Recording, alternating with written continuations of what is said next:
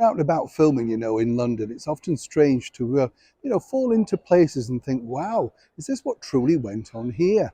Now, this particular place here, which you're looking at, it's hard to believe that it's now a hotel. I just popped in to check on the prices for you because you know what we're like. We like to know these things, don't we?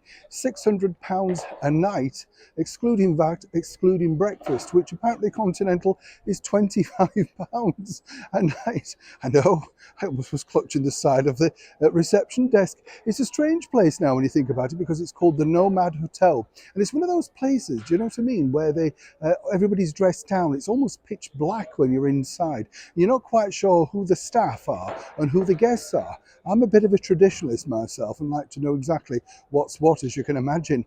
But of course, when you dig a little bit deeper, this particular place holds a lot of secrets. And as ever, let me explain. Hi, good morning. Neil Sean here. We're in the very heart of London today. This is Bow Street. Yes, the infamous Bow Street Magistrates Court, the scene of so many spectacular court cases, crimes of the century, that sort of stuff. When you look on old newsreels and you see all the people outside, shouting and screaming because of whatever the latest murderer or convict or wrongdoer, well, you're not allowed to call them convicts now, are you?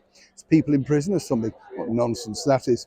Interesting though when you dig a little bit deeper, as I say, because this building sadly closed down in the early noughties and is now converted primarily into a luxury, very exclusive and expensive hotel. It's directly opposite the Royal Opera House, which you're also seeing, and it's a fascinating place when you think, because there's a story, as ever, sort of regarding royalty, and people didn't know for years about whether this was true or not, because it was the only police station in England that was allowed to have a white blue light. You see, all the other police stations had blue lamps, as in the infamous film with Jack Warner, The Blue Lamp from 1950. Now, the story goes that the reason why this particular police station was given a white police light, it was all to do with the late monarch, Queen Victoria.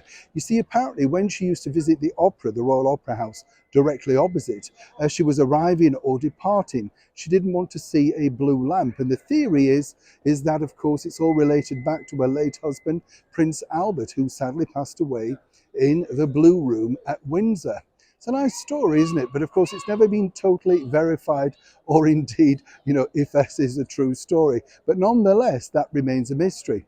As I say, you can go into the hotel now, and if you go around the depths of it, you can see exactly how certain parts of it have still remained. And it's fascinating to think what's gone on in that particular place.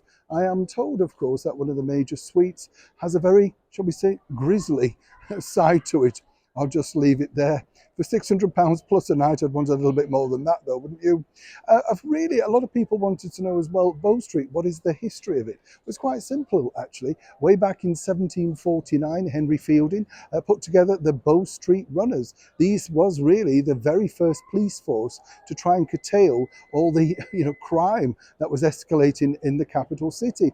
And so became, of course, the Bow Street Runners, which eventually became Peelers, as in Sir Robert Peel, who then founded what we now know today as the British Police Force.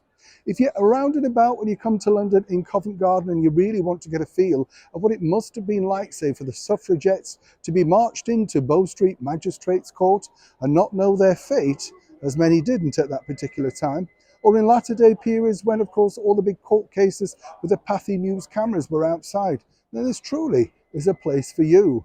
Crime-ridden, it certainly is. Definitely, it was inside. Neil Sean, Bow Street, Covent Garden, London.